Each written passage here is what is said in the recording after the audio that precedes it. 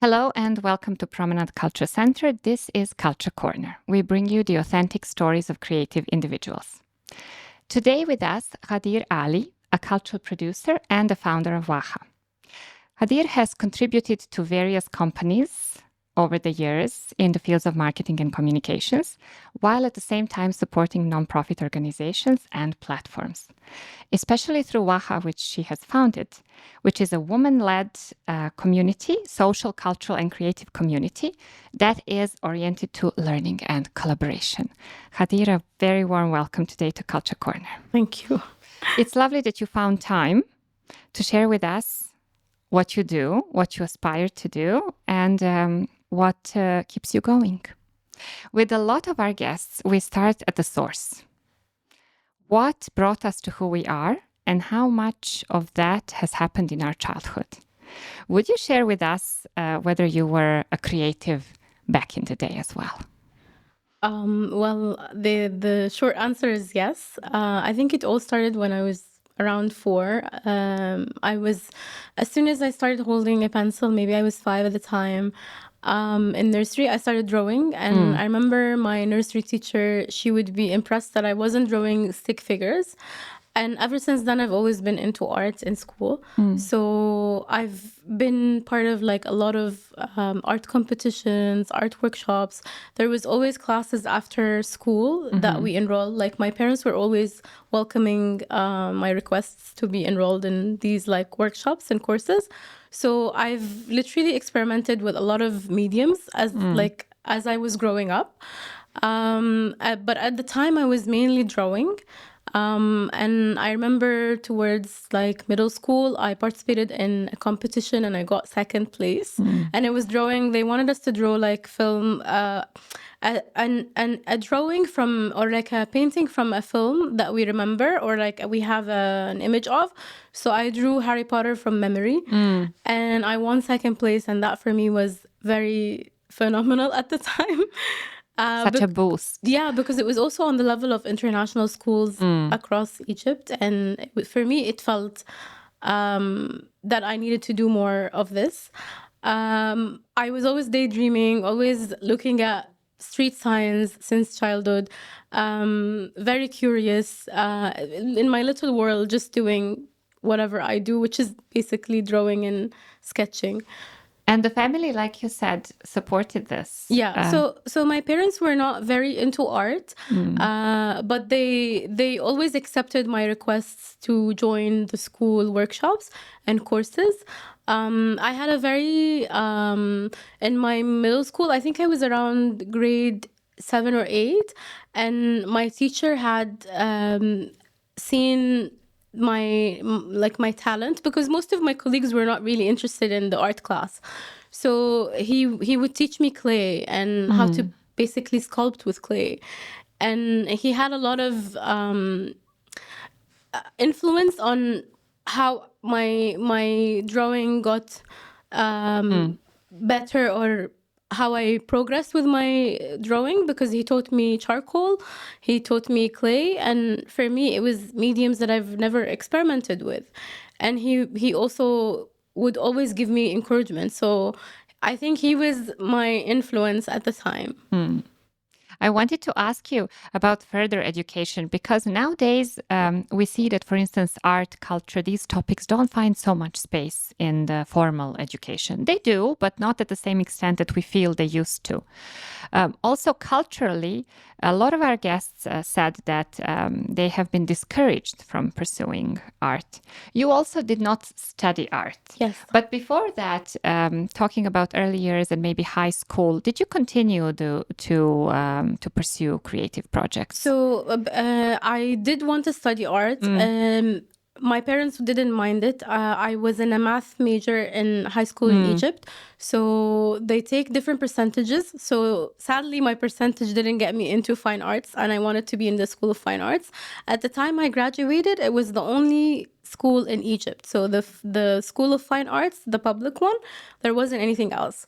My creativity, I think when I didn't get accepted in the School of Fine Arts, I felt very crushed, and my go-to was to find what's closest to that I would enjoy studying.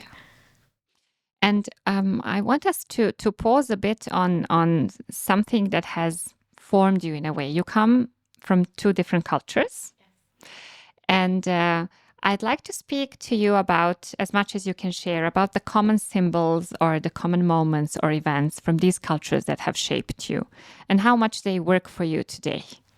How you find that identity, if you even have the need to find it. I Okay, think so that's tremendously interesting. so I was born and raised in Cairo. I'd always visit Kuwait on school breaks, spend time with my mother's family, get exposed a little bit. So it was fragments of culture that I get exposed to. I think the most common experiences was music. The second thing was childhood snacks. So there were famous snacks in Kuwait that we'd all have, and then we have the ones from Egypt. So it's like a very fragmented memory that is built of two different cultures combined together in one childhood, you know. And that kept going until I grew up. I do see kind of like commons within both cultures, but also there is differences in a lot of things as well. So the way the society functions is totally different. There is a lot of different approach to even cultural celebrations, and I think that's where things were different. And then when I moved to Kuwait, I got to get more exposed to the culture and the community, and I feel like I've made a full piece of my understanding of the culture when I fully moved. Yes, it takes time, definitely, and it takes interactions and forming new relationships. But a very good point to make is that growing up, I never questioned whether I'm Egyptian or Kuwaiti. It was sort of like kind of being part of both and knowing that I'm a hybrid, never thinking about it, but always being in a melancholic feeling of, oh, I just left Kuwait to Egypt, so I miss Kuwait, and then I come back and then I miss Egypt. So it was a constant experience of also missing. I think for me, and I can testify because now I'm at a certain age where you suddenly start feeling belonging to some cultures that you never felt before, even though it is in your genes. So one of my grandmothers is from southern Croatia, and I get drawn to music, to language. It's a dialect, to different things that I've never felt before. So I think certain things come with age as well, where you suddenly find that part of your identity. But I found it beautiful, actually, a lovely experience. It doesn't scare me as much as it might have maybe before.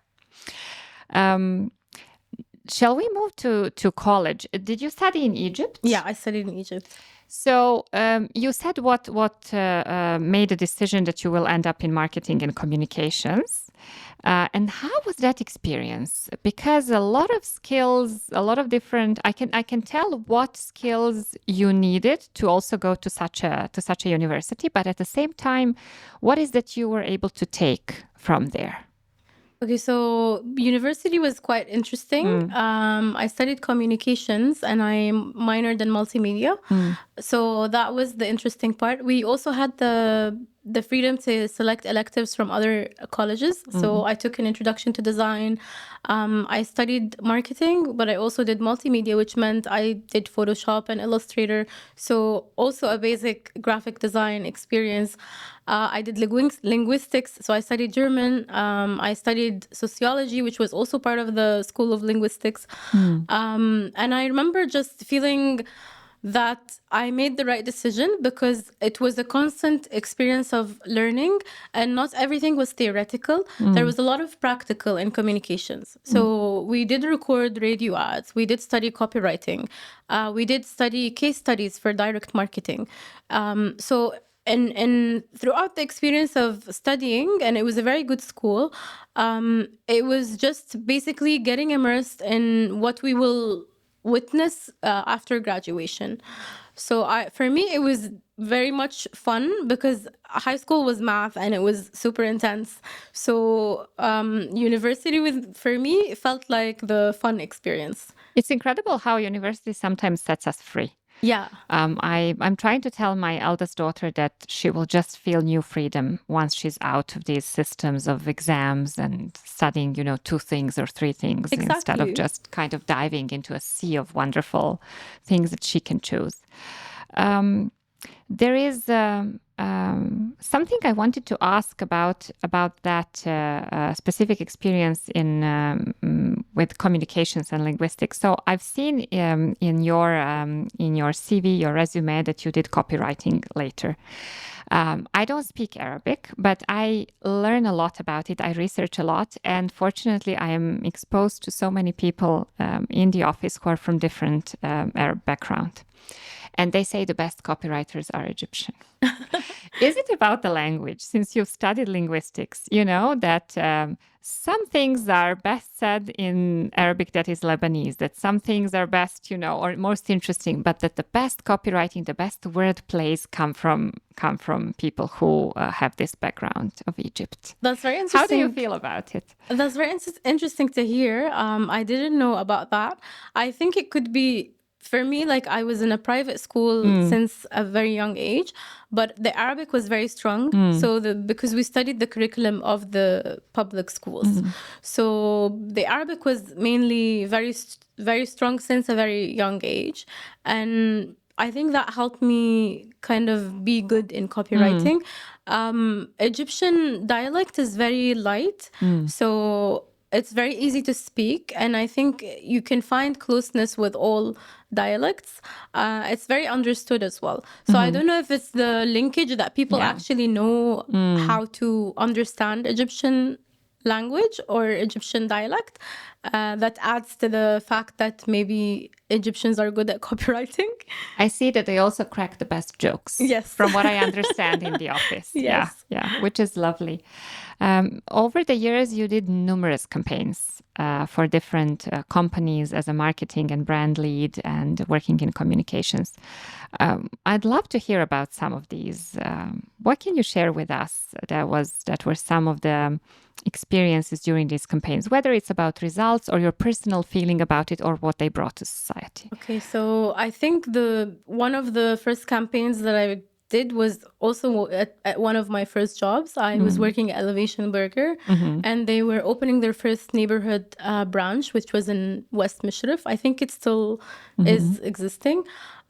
Basically, with this campaign, we wanted to appeal to people that it's a neighborhood branch. It's like made for you, for the community. We're closer. So given that it was my first job, I didn't have much experience, but I did kind of find it as play. So I thought about it creatively, and I thought about it in a way where, okay, how can I make it so simple, but also tell people that, hey, we're here in your neighborhood? And I came up with the slogan and the direction. I found a good designer that could implement the idea. And we did launch with that idea. And I think the CEO at the time was also very open to implementing, because this is highly unlikely to happen in other bigger institutions, that they would take the opinion of a junior corporate. Yeah. So I was very happy that it was actually implemented. My slogan was basically closer to your heart, closer to your home, and that we're now open in West Mishrif. This was the first campaign. Another campaign that is very close to my heart is not so long ago, I think around 2021, I was working for Dagla, which is a textile factory for local clothing. They make dishdashas, and they had a women's line at the time. So we were launching our winter collection. And I also wanted it to be beyond, because again, having a factory that makes dishdashas, which is a very old tradition in Kuwait since very long ago, I wanted to tie it to a nostalgic feeling, which is the entire family, like the grandfather takes his son, and then the son takes his son, and then every year there's generations that pass by the tailor.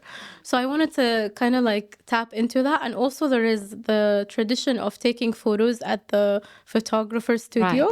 So the family would go, and there were very interesting backgrounds at the time as well that the photographers would use. So we wanted to recreate that feeling and recreate images from the past. So I worked on that and I came up with a slogan as well, and it was threading memories. And in Arabic, it that's was beautiful. Yeah. So that went viral on Twitter. I hadn't known. I was scrolling on Twitter months after the campaign, and then I see a guy that is like not even tied to the company in any way. He liked the images, he posted them, and then it was viral. So that was my moment of like, okay, I did something good. But that's amazing. You've mentioned neighborhoods and community. Since we will be talking a lot about a community further in this conversation, what is a community in Kuwait? Are we talking about one large community? Are we talking about cultural community? Given how many different people live here, different backgrounds, different nationalities, different interests, and so on. Or what is a neighborhood? Because I'm very inclined to neighborhood feeling. I love that. I live in a more residential area now, but I don't have so much that sense of neighborhood as I would like. What is it in Kuwait today? In Kuwait is made of a very interesting fabric of tightly knit communities. So you would find multiple communities existing within Kuwait, and all of them are very closely knit. It's very diverse and it's beautiful. One of the things that I found when I moved back is that if I wanted to eat Indian food, I could eat authentic Indian food. I would go to like Salmiya, find one of the places. There is like concentration. There is an Asian market, and you would find everything there. And it's located where also people have access to that. So for me, it feels like it's made of so many intricate communities tightly knit together, and they all make up the main fabric of Kuwait, and that's how a community is defined. I don't think you can take out a community and isolate it from other communities, because that doesn't make sense. And I think even from the beginning, historically, Kuwait was made with a lot of trade. So we got a lot, the recipes, the food that we eat has a lot of like Indian heritage. There's maybe some roots in things that we don't even know about, because some of it maybe the music was also mixed with like Omani culture, which is coming from Zanzibar sometimes, which is African roots. So I don't really see it as in one community. It's multiple communities that make up one big community. My favorite common ground is food. Yeah, same. Because there's so much. So I come from the Balkans, and specifically the territory of Serbia spent 5 centuries under Ottoman Empire. So I make a killer baklava, but only with walnuts. Would love to try that. I joke a lot in the office when I say, yeah, this is baklava and it is the real one. You know, like the real Christmas or the real Easter, when we joke of these differences within denominations we come from. So this is very fun to me, but there's so much food that's shared. The food that's like stuffed and rolled in vine leaves, in cabbage leaves, and so on. The numerous words that we have inherited from Turkish that are actually from Farsi or from Arabic and so on. So we are all connected this way or the other. I'd like us to go back a little bit to your work in different campaigns. That is an ever-changing field. Yes. How do you cope and thrive in such a field? How do you grow and learn? It's changing, and it's changing quite fast, because like if we go back to when I studied, we didn't study social media because I graduated in 2009 and social media started manifesting in 2012. So having Instagram and Twitter and all of these social media channels meant that the behavior of the consumers also changed. The advance in technology, now we have AI, and I think a lot of things are changing just because of the existence of AI. It's really vast, and you have to be in a continuous process of learning, because content wasn't big back then. Now content is way bigger. Like there is content strategy. You have to think of what is the content, because of the consumer behavior, the way it's shifting. You have to figure out what your consumer wants at multiple times. So what they wanted a year ago might be totally different. Like, can you win in such a field? Can you always answer to the needs of community? I think it's you would have to do a lot of trial and error, because you cannot always win. I don't think this is because marketing is also all about that. I think with marketing you can never know things right away. You have to do a lot of research in order to win. So you cannot just win by winging it. You have to try, fail, and then win. You found yourself working with civil society organizations as well, so in a nonprofit sector. How was that experience, and how was it different from the corporate world? So nonprofit was where I found that I actually like community work. The fact that it was social work, and it's not towards selling, it's not toward profit, had a very impressive impact on how I saw things at the time when it comes to marketing, at least. I was working for an NGO that has also a cultural interest. So I worked on, for almost a year and a half, I worked on cultural programming.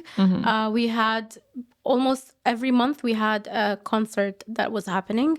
We'd bring people from abroad, very famous musicians. And the team was basically very small. It was me and a graphic designer and 2 interns. So I had to come up with the invitations, how we're marketing this show, how can we get people to attend, the aesthetic and everything. So it was very interesting. At the same time, part of it was also a community theater. So it was interesting to see that someone is putting an effort to enhance theater in Kuwait, and it was accessible to everyone. It was not like you have to have a certain degree. It was basically you enroll if you're interested. There are some sort of tryouts, and then you get in. So I think working in an NGO was way different, because even the management was functioning on interest in the community. So it's not, the decisions were mostly related to the community and responding to the community. There were like projects of renovating homes. There were enrolling students in jobs, like early jobs, where they can become interns in like a cashier job in a restaurant or something like that. That roots you amazingly, actually. Yeah. It shows you what, well, okay, I come from a nonprofit sector professionally, and you cannot really separate it from who you are after a while. Yes. Because you're constantly exposed to what the community really needs. Yes. What the real needs are. It is amazing working in good corporate, healthy corporate environments. That's not easy to form. Sometimes budgets are easier. You have larger teams and so on, but nothing really gives you the training as a nonprofit sector and the knowledge. Yes. The knowledge is it was immense. So what I learned in this year and a half was so immense. I learned how to plan events, and I didn't think that I had solid learning before. And also with corporate, I think the decisions, which is what I mentioned earlier, is that the decisions kind of are from up down, and sometimes it's very hard to get your work to be implemented or to have your work to be seen, and that is very rewarding for someone who's starting their career. Did you have an opportunity to merge the sectors, to work on projects that kind of involve both potentially through donorship, or when you were in nonprofit sector, did you have companies involved into what you were doing? Definitely. And so on? Yeah, definitely. And how did you find this cooperation, knowing that you were on both sides, that you know both stories? Do you feel it's necessary for a society to thrive? I think it's definitely necessary, because even now companies in Kuwait are more involved into community social responsibility, CSRs, CSR, partially because they are required to, but mainly they're also selecting what they want to do, what creates impact, what would be good for the company and good for people at the same time. I think it's important, because if you cannot, as I said earlier, you cannot isolate communities from each other. You cannot isolate community from the corporates or the companies that are functioning, because in order for them to thrive, they have to be in touch with the community. There is a great power in community. It would be Yes. great if community sometimes kept that in mind. Yes. To keep others very straight. And for me, I see that always big corporations have a huge added value to fund and to support community. Because again, for me, the way I see it, if you cannot offer jobs for these young creatives, then support them in having their own jobs. Because we have a lot of, let's say, creative entrepreneurs, cultural entrepreneurs, and for them to be adding to the community and thriving within the community, it will work amazingly together if they get support from companies. Yeah, exactly.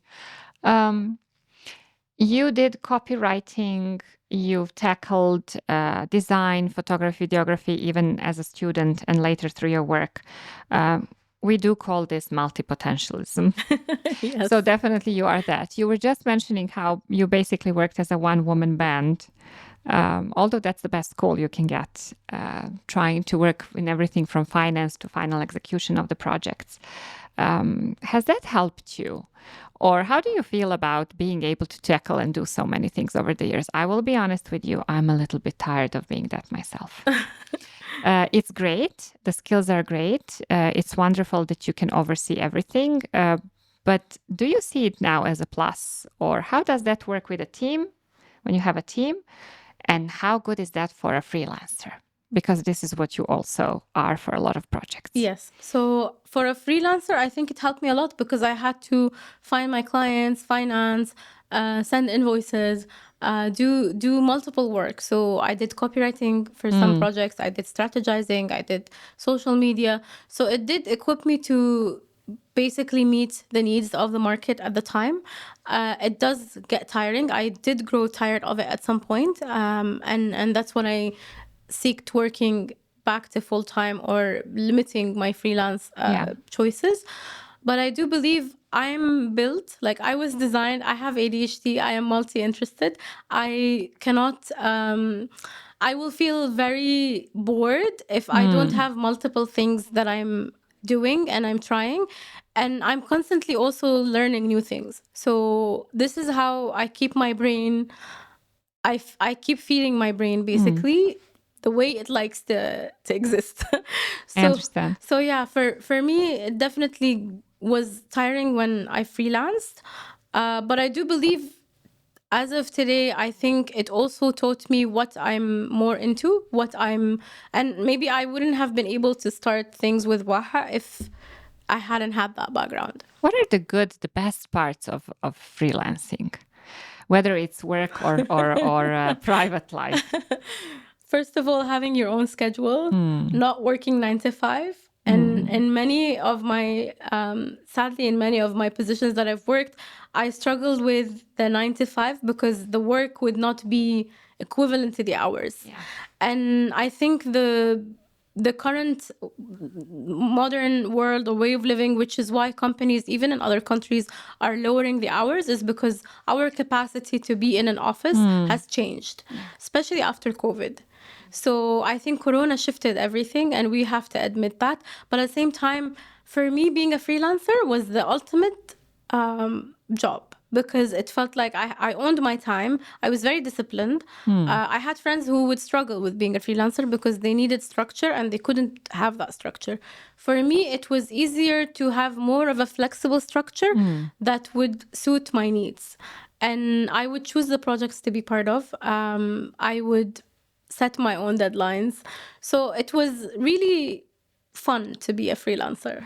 I have a friend who said that one day people will be studying this 9 to 5 time the way we studied Industrial Revolution and child labor, which is really scary and probably very true.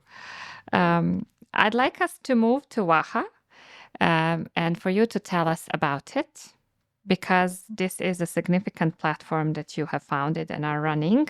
And that brings you back to a lot of your previous engagements, but a lot of your previous loves too, but comes down to community and thriving of a community.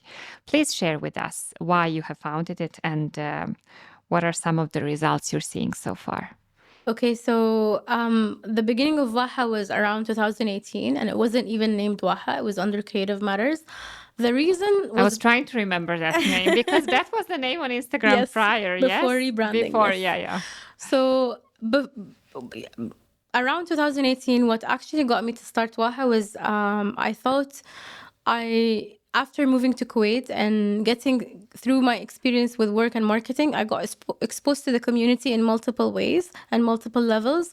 I think Nuqat was also an important period where I got a lot of knowledge about the creative community and the creative world in a sense, and I was exposed to a lot, and I felt that we have a lot of creatives in Kuwait, and I knew the community. I knew people that were very interesting, but for me, it was like learning was not existent, or people who had learned skills, they had to learn it abroad and not in Kuwait, in a sense. I'm talking about the older generation, people my age and older. So I felt, and at the time I started Creative Matters because I was a freelancer. So it started basically as a freelancer community to support freelancers and empower them, because I learned the hard way. I was freelancing in 2014 and then until 2018, where I became a full-time freelancer. So here I wanted to help other freelancers not feel alone, know their rights, know how to have a solid contract, how to find clients. So it was just this small community for freelancers. And I had a partner at the time, and eventually she couldn't commit because she had her own responsibilities. And then in Corona, after we had a couple of meetups for freelancer community, in Corona, I had a lot of time to think about things. And I thought about what I want to do with Creative Matters at the time. Maybe grow it more than just a freelancer, because creatives are not all freelancers. We have a lot of creatives that are working full-time jobs, but also have a creative element or aspect to their life. And they're trying to do something on the side. So that's when I think the first event before rebranding, we did the female body literacy. And the reason behind that is also because we've seen that there wasn't too many events happening in which you could have it completely female focused. I think now there is way more than before, but back in 2000, it was 2021 actually. And I don't think we've seen enough. We felt like we need to have one solid conference for female body literacy. And it was me and my friend who... That was online, right? That was at online. the time. We in the beginning, we programmed it to be offline, and then we had a partial curfew or lockdown. Yeah. So we had to have it online, and it turned out amazing. I was a part of it. I can testify how great it was. Yeah. So refreshing at the time where we really felt completely lost within our homes, and then such a topic.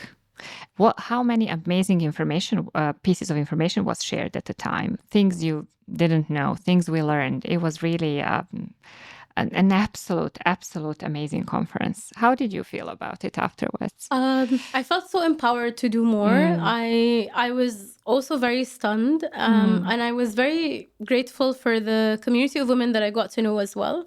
And I don't think it would have happened without the collaborators that we've collaborated with. And also what was very shocking for me is talking to people who don't know anything about this community and them saying yes. So, and it was a free conference. So none of them were being paid for it. And all of the women stood together to share information for other women. So that for me was like very beautiful to experience. These topics related to women, women's health, women's security, even because I remember at the time there were a lot of talk and a lot of fear related to security of women as well and their safety. These topics stay with you. You're still working on women empowering projects. Yes. Is that one of the strategic points of Waha as well, or it is one of it, because I'm a woman and I would call myself a feminist, and I stand for women's rights. I'm with the activism towards all of women's rights getting there, and security and all of that, and the safety of women, regardless whether it's in Kuwait or in other countries. So yes, women are always in the core focus of Waha. If you've seen the events that we've hosted, they always had women as part of them. Since 2021, when you organized this conference to this day, how do you feel about the topics you've covered and where Waha finds itself right now? It's very hard to summarize how I feel. I think because we did a rooftop sustainable market also in 2022, and that was amazing. And it had part of it was sustainable talks. And then we did the fundraiser for Palestine, which also was something that had creative element, but was fundraising for Palestine. And we had movie screenings, we had workshops. And that was also wonderful. So I think we've covered the social, cultural, and creative aspects so far. And activism. Which is amazing, yeah. So I would say that with all of the events that happened or the experiences that we've hosted, we've had sort of a wholesome community. On now, using that as a foundation, I wanted to ask you about, okay, this is a very, very large question, but maybe just a portion of it, on your thoughts of cultural artistic activists scene in Kuwait. Sometimes when we speak specifically to artists, we talk about artistic scene and we discuss what is it that it needs. Is it more of a government support, like a framework where you know certain rights and you have certain calls for artists and there's financial support? Is it more regional binding? I feel like this is sometimes a sensitive topic because someone feels there's a lot exchange, someone feels that there's not a lot of exchange. There are considerable investments in art in some of the countries of the region, whereas not so much in some others, and so on. So just generally, how do you feel about whether it's a cultural or artistic or activist scene in Kuwait? What could it use more of, and where are its strengths? Okay, so I think I will start with the strengths because we have wonderful talents in Kuwait, each in their own field, and numerous talents, way more than you would expect to have in such a very small community.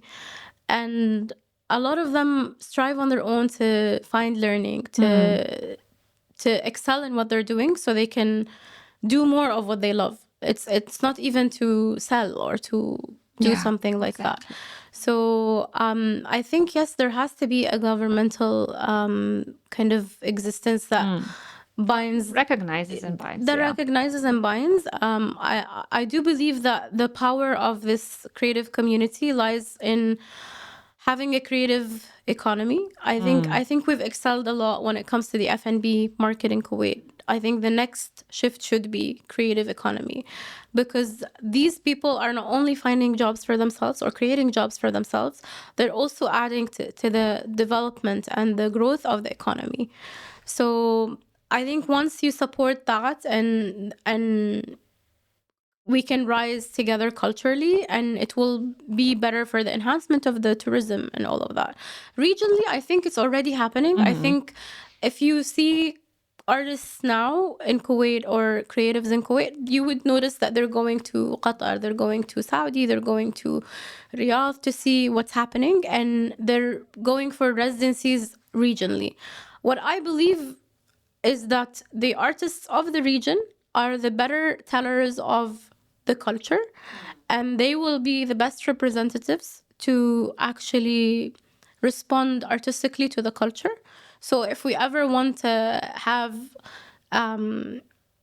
something on a country level, then those artists are going to be the best front, basically. This leads a lot to the next question I had. You've partially answered it. How does a creative community help a society? So you've mentioned creative economy and tourism. And can we just tackle a little bit? It might not be your topic at this moment, but education. Definitely education. So one of the main reasons also Waha was founded is to have learning become accessible. So as I said earlier, my friends who have excelled in creative careers, they learned abroad. So now we have a lot of creatives that could actually provide learning in Kuwait. And there are a lot of spaces that are opening up that provide learning in Kuwait. And Waha was meant to be shedding the light on creatives that exist and also offering accessible learning for people. So learning is very important. You will thrive more in a creative economy if you have educational opportunities for creatives or artists or people who want to become artists. And representation is also important, because how is an artist becoming an artist if they don't see an example that they could look up to and be like, I want to be like this person? We've discussed a lot of your teamwork and team led initiatives, but in all of this, you were also a strong individual.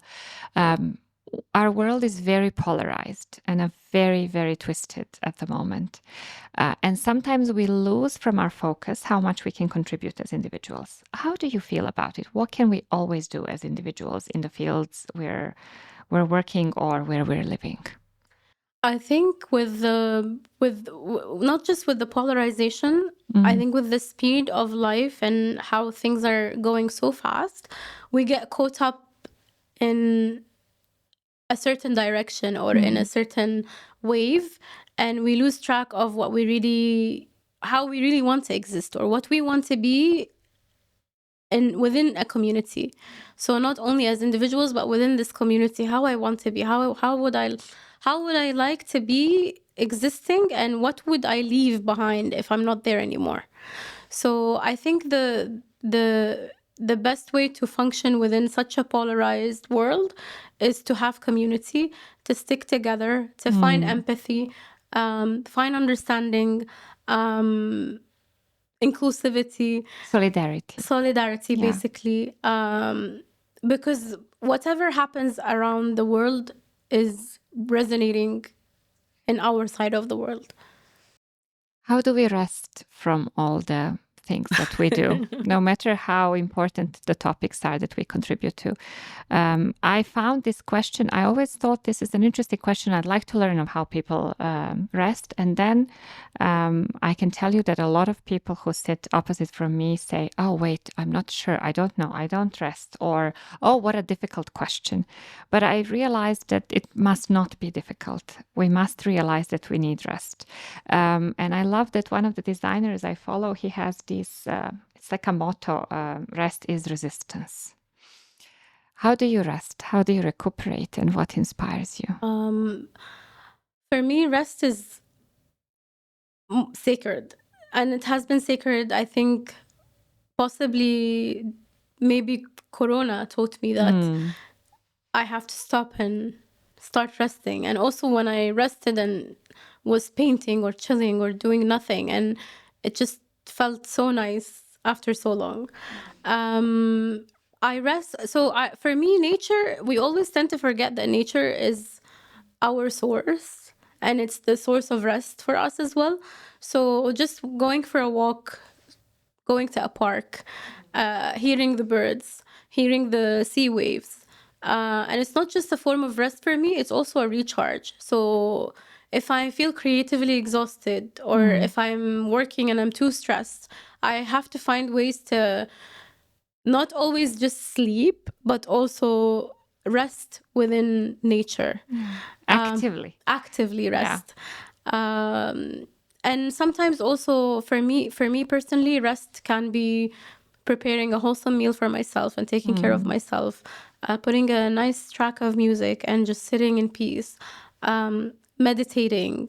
It's important that also it's not just once we're so depleted. Rest is a continuous practice that you do every day. I love that. One of the things that I noticed, I think I was messing around Google and looking up old artists and their schedules and routines, and I found out that most of them back in the day, before all of this like industrial revolution and all of the changes in the world, they had a routine of rest. So one painter had like walking time so he walked twice a day, and there was like a reading time, and that was the schedule. And I was stunned because I thought they were just painting all day. Yeah. And it was very, very life-changing for me to see that. And also to put it in your schedule to walk twice a day. Yeah. They functioned on a very strict schedule that involved rest. And I think writers also do that. What inspires you? That's a very difficult question. It's very broad, I understand. But maybe I can create a simpler version of it by asking, does inspiration have to find you working? Not really. Or you can just get inspired. You said you were a curious person and observant person, so probably it comes easier to your focus. Yeah, I've always found inspiration in the most untapped or unexpected places. So I could get inspired on a walk just by seeing something that catches my eye, and I feel like, oh, I'm so grateful today for this. So that leaves me feeling, okay, this is very inspiring, because you'd be in a not the best headspace and something changes your track completely. But if we speak about creative inspiration or artistic inspiration, I find inspiration in the culture that I grew up in. So both cultures were sources of inspiration. Kuwaiti music has influenced a big part of me because I had a grandmother that loves Kuwaiti, Samri, and Adani, and all of that. So when I hear these sounds, I always connect with it. So for me, it's also connection inspires me. When I see exhibitions, when I'm going to art exhibitions, I feel so inspired. Whether it's a very old artist or a very young artist, and seeing artists' processes also inspires me. I was recently on a tour to Souk Safat, which you led. And I could tell how many details you made sure we hear about it, and to how many details you attended for us, for the group, to feel good on this tour. And that was very inspiring to me. I wanted to share that with you. It was a beautiful tour, and somehow throughout it, even though it's a large group in a bustling neighborhood, many people were passing by, were going back and forth. It felt like you were taking good care of us, which connected to the fact that you gave us a lot of information, and we had a coffee break and a snack break. It was just such an amazing experience. I was very inspired with how you approached it. I feel like a lot of your inspiration comes from this energy you get back from people you work with. Well, that was at least my take from that. Yes. Yeah. And also the way this walk specifically was curated is that I go on a lot of walks, and when I wanted to host the experience for people, I think of what they would need, and because also giving information, not everyone is going to be receptive. So it's understanding the different needs of people attending the walk. I think it was pretty great. Thank you. I wanted to ask you if you could share with us, as a professional and also from your private experiences, what are some of the initiatives we shouldn't be missing? What are some of the buildings we should see? Activities that are happening in Kuwait? What do you follow and can recommend? We have a very wide, different community listening to this podcast with different needs and different ideas of where they would like to spend their time. But we like for every guest to share with us what we shouldn't miss in Kuwait. Sort of like a little guide. PDF. Yes, yeah, I can imagine. And I hope nobody gets sad that you didn't mention them, because I can imagine how long that list is. But it doesn't have to maybe be a specific thing, more of a general thing, that because Kuwait is rich in activities, in creatives, in history, in heritage, and we don't always see it as such. Yes, that's so true. For me, when it comes to Kuwait heritage, I always love going to Mbarkiya, but I do know that now Al-Qasr Al-Ahmar, the Red Palace, has opened. I haven't been personally. I really need to visit. But this is a beautiful museum with a lot of heritage as well. Felicia is a must, definitely. For me, I personally love watching flamingos in the flamingo season in Kuwait. So that is also an amazing recommendation. When it comes to initiatives, I think Art Studio is doing great things. They hosted a print workshop that I was part of, and it was also in collab with KNCCL. So that was amazing. There's a lot of initiatives. The hub hosts some workshops sometimes. We've collaborated before. Good Cup also has a lot of events happening every now and then. Beautiful setting. Yeah, and a beautiful setting. It is in the heart of Mbarakia, so it's being encloseted with like culture and art. What else? Well, the weather is still good. Yeah. Where should we go? In this weather? Yeah. Is it the beaches? Is it the parks? What are some of your recharge places? Yes, definitely. My go-to is what I do almost every day is beach walks. So beach walks are always yielding for me. There was one spot that I really loved when I first moved to Kuwait. It's after the fish market. They have like the old booms, the ships, and they're always parked, and you could see them. So I would just go and sit there and watch the birds and the boats. Yeah, but the seaside is definitely, yeah. We should explore that more, given that we have this unique and beautiful opportunity to live at the sea. And I have to tell you, because like I said, I feel more drawn to my grandmother's place of birth and the culture of that area, which is basically people of the sea. It's at the seaside. I have actually discovered that by Kuwait Sea. Spending time at this sea has actually brought me back to to something that was part of my heritage.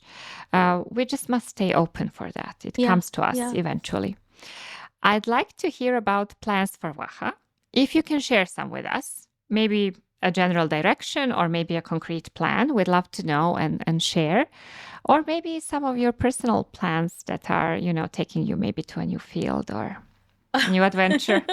So I'll tell you first about Waha. I feel like currently the main goal is to keep doing more events that resonate with the community or what the community currently needs. I had been trying since maybe November and thinking about hosting a bigger art and design market, similar to what we hosted on the rooftop in 2022.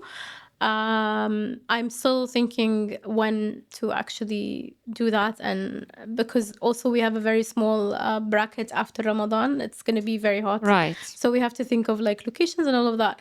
But generally, just hosting smaller community events that would basically be resonating with what creatives need, tightening the community, and also having a networking opportunity or like just creatives and artists and people in general coming together and just having a good time is also something that I try to keep part of the events that I do, because it doesn't have to be like, oh, we're creatives, you have to do creative stuff all the time and that's it. But yeah, on a personal level, I'm currently with my work with Waha, I've noticed that it showed me more that I've always been into culture, and I'm getting more and more into arts and culture, and that I would love to shift into a field of arts and culture. I'm currently looking at different schools to basically pursue an online master's degree for arts and culture management or curatorial studies, but I think I'm more leaning towards arts and culture management. I think this is lovely and so great for you. Yeah. It's not bad going back to school from time to time, right? Yes. Especially if you have loved it in the first place. Yes. I can completely understand that. Thank you so much, Ghadeer, for today. Time passes very quickly when we talk about culture, arts to interesting people. I hope we will get to see you more and share more of your activities and participate together potentially in some of these activities in the future. Thank you for having me. Always a pleasure. Thank you.